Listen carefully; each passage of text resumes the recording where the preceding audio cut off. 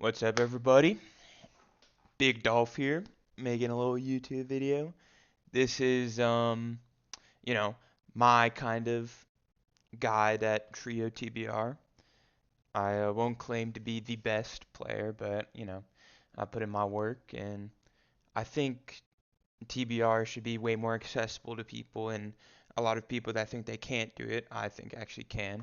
So this is kind of a little guide on, strategies and what gear you should have and stuff like that.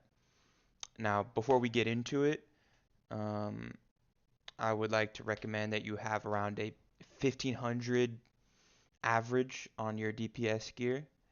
And the heroes that I use most often that I think are almost mandatory for runs are Monk. Your Monk should be around probably 4k hero damage, 7.5k hero boost for a trio. I think that's around the minimum that you'd probably want. A Spin Squire, probably around, maybe 5k hero damage, 6k AB1, which is your spin, which is what you're going to get most of your damage from. Um, I would also recommend a Warden with preferably a Pumpkin Pet from Sky Spooktacular or a Soup Baby from Boss Rush 2. Those are very good right now on Warden. And for him, I'd recommend you'd have like probably 7k hero damage, 4k AB1. Lastly, you'd want a Gun Witch. Any old Gun Witch works. Probably around, 7k hero damage with some tower damage and rate. And a decent Gun Witch gun should get the job done. Now let's get into it. So for CP1, I normally go Squire with a Gun Witch. You can also do the Gun Witch has the cat and have a Warden. That'll definitely be more damage. I've just found more consistency with the Squire. Now, if you see where Filbert is standing right here, that's where you're gonna want a Gun Witch to be, or if you don't have a Gun Witch, no flying characters, then have your Monk there. He's standing right there, so he's close to the demon spawn, both of them, so we can take fire aggro. So your melee characters aren't getting aggro.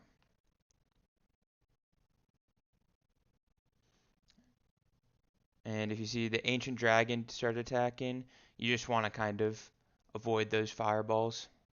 See how Phil's kind of moving around.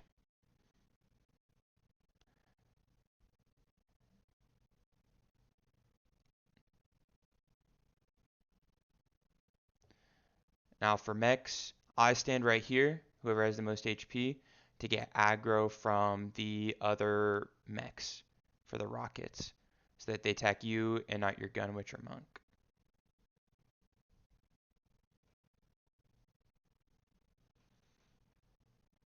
And for as far as monk pets are concerned, I'd recommend a Sea Drag, Griffin, or Zamir's mount. Those are good. But for trio, the by far the best is a plane.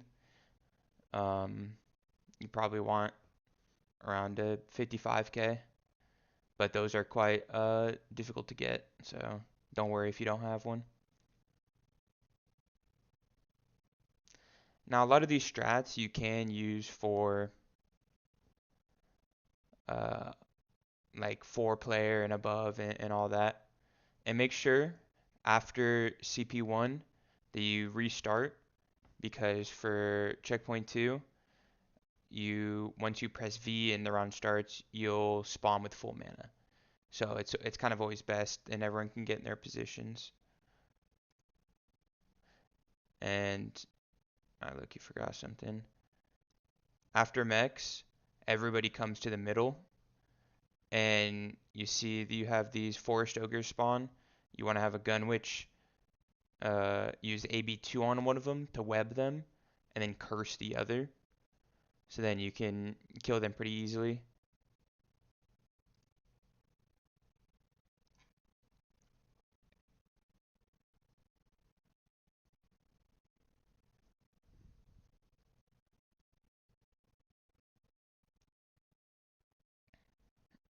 Alright, for checkpoint 2, I'd recommend a squire is pretty much mandatory, squire or a barbarian. And then I would recommend if you can have two squires, get two squires. Um, your monk and either the other squire or warden or whoever you have should have the shark pet on. The event shark pet. It is very good for krakens from the melee. And then you'll have one person standing right here who takes aggro of both of the krakens, so you can get them stacked up, and you can hit all your melee will hit all the tentacles.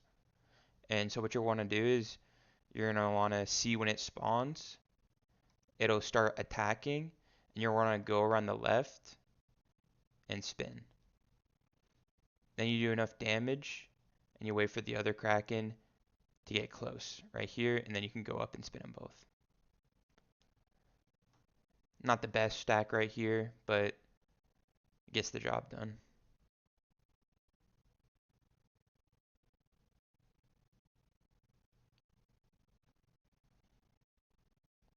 Then this part is going to be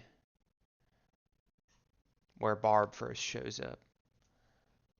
Now you're going to want to stand probably around right here, V, and as Barb, you're basically just a tank.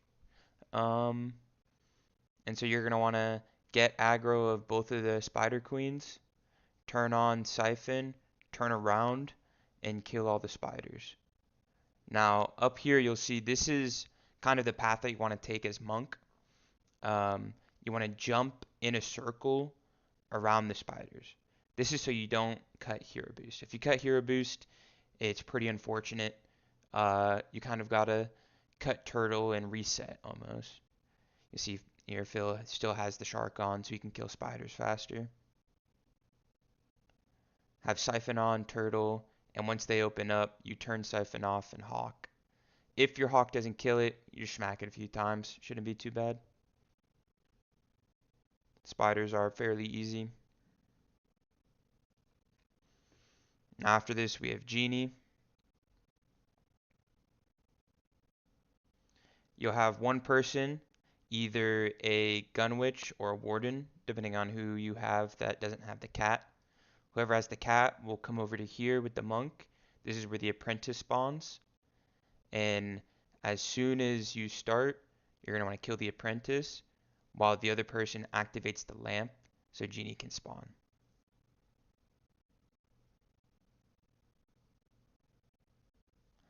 I'll link in the description a video of all the lamp spawns and where they correlate to.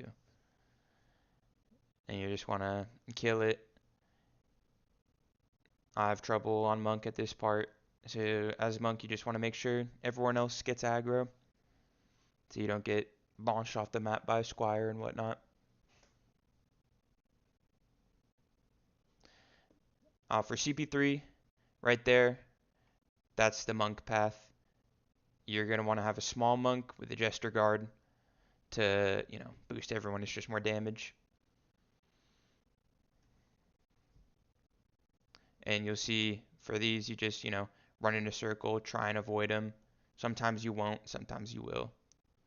I won't claim to be the best at it. And you'll see Mule, our monk, has started boosting before the timer goes down. That's so you can shoot a AB2, like a hawk, at the bosses before they spawn.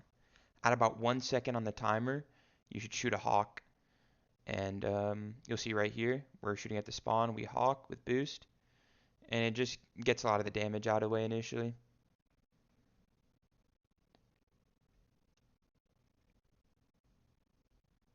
CP3 isn't too bad really.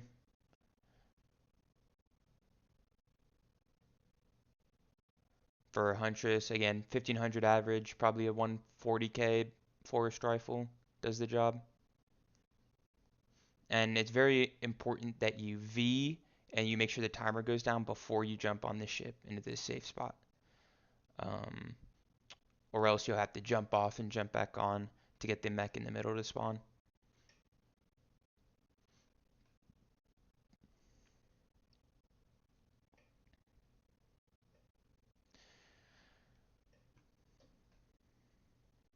Now for the probably hardest checkpoint of the run for most groups. For this checkpoint, you're going to want a barb. Um, Barb you want like probably 7K, 3K, 4K AB2. Um, this is where Warden is at its best. This is where Pumpkin is at its best. It is very, very nice to have one. If you don't, I'd probably recommend just using the Shark again. Does a lot of damage, can get the job done. And you'll see in the top left, I have Mule's POV, as positioning is quite important on this checkpoint. Now, the turkey will launch you a ton of times, so as soon as the round starts, you just want to jump, hawk. You'll go and kill all of the separate snowmans while jumping from the turkey. It's not too bad.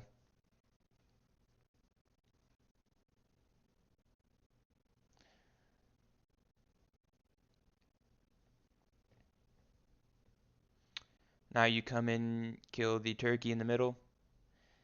If you are, lower stats than we have, I would recommend cutting your hero boost at around 200 mil, just so you can, have it back up by the time you go kill the hunter. As if you do less damage, things will just take a little longer to kill. But after turkey, you come over here, and as barbarian, you're going to want to hawk and instantly run over to the squire.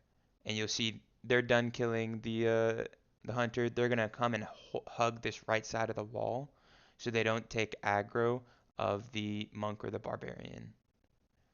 I turn on turtle as soon as I get in the aura of the squire.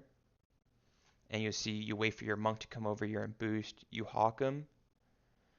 And then you might have to hawk here twice depending on your stats. I normally just do once and let the warden kill. And as soon as you see the monk coming over, you can see his aura here, or you can check the map. You're going to want to step to the right and back up. So you can, stack the heroes like this. And if you are the monk or the warden, you're going to want to make sure that your pets are hitting the squire, then the monk, then the barb, in that order. You always want the barbarian to be last alive.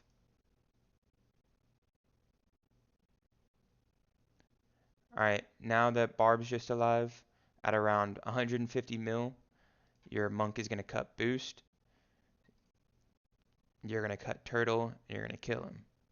And once all this mana drops, if you're the monk or the warden, you're going to want to do a control M to do a private drop, and so we can just keep that mana there for later in the run.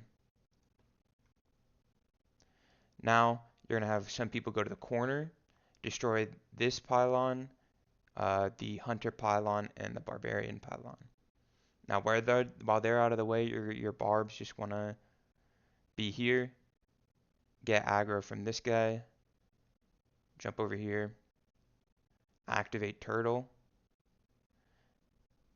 You activate turtle on this guy, and you kind of want to stack them up. I didn't do a great job here. And then you wait for boost, and you just start hawking. If you're the warden or the monk, just like Mule's doing, jump around in circles, try not to get poisoned.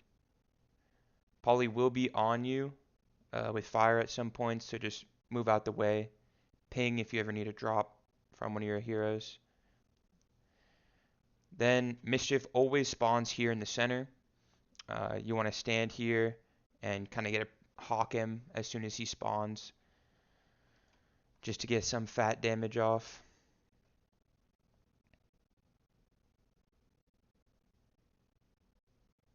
Hit as many hawks as you can. It's a little difficult sometimes. And while you're doing this, once Mischief gets around 200, 150 mil, something like that, your warden can go stun, hit the last pillar that he didn't hit before, stun Polly, and you can go kill him. And you'll see the extra mana that's right there is still there for the monk to pick up. He's going to start ticking for a lot, so you're going to need to be very active about dropping him mana and making sure that he doesn't cut. As you see, we stunned, Mule's getting mana, and we're just focusing on killing Polly while the pets do the rest of the damage versus Mischief. And that's CP4.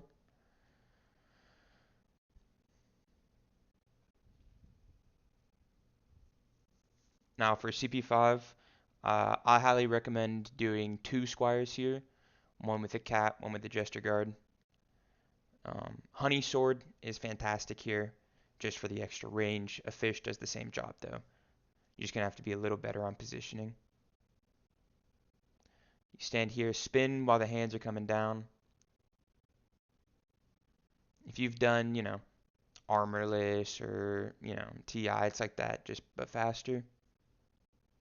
And I cut as we're coming up because I'm running with a gun witch. If you have 2 squires, I recommend both squires keeping blood rage up, one squire doing 1 spin and then cutting, and one squire doing 2 spins and then cutting. You can see mules up here with us. If you're monk and you're new to this, I recommend standing at the back.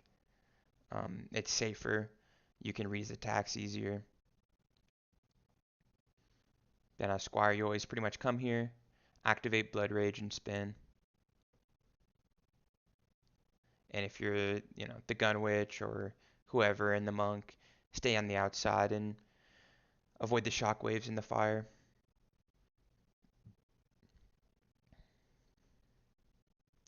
Now you rinse and repeat here pretty much.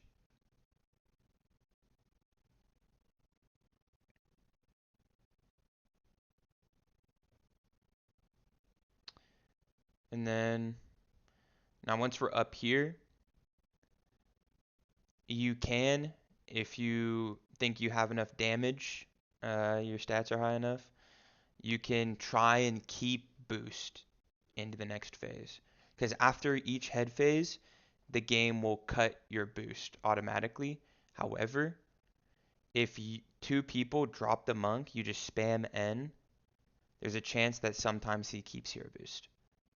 Now, if you have enough damage and coordination, it's nice. It just makes the runs faster, but it's by no means required.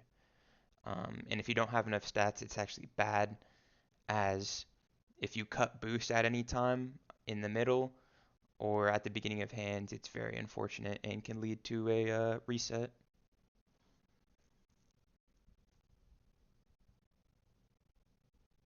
And that's pretty much the run. These are the strats that we use. It will take a lot of, time to practice them and get used to it. But I find that I think a lot of people could do it. And yeah, let me know if you have any questions in the comments. Have a good one.